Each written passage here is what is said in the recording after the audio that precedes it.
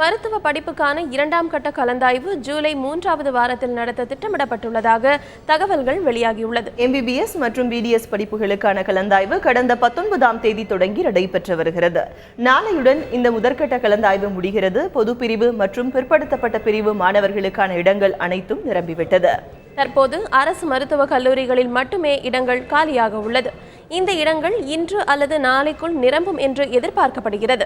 இந்த நிலையில் கடந்த ஆண்டு +2 தேர்வில் தேர்ச்சி பெற்ற மாணவர்களுக்கு இடம் ஒதுக்குவது தொடர்பாக உயர்நீதிமன்றத்தில் வழக்கு நடைபெற்று வருகிறது.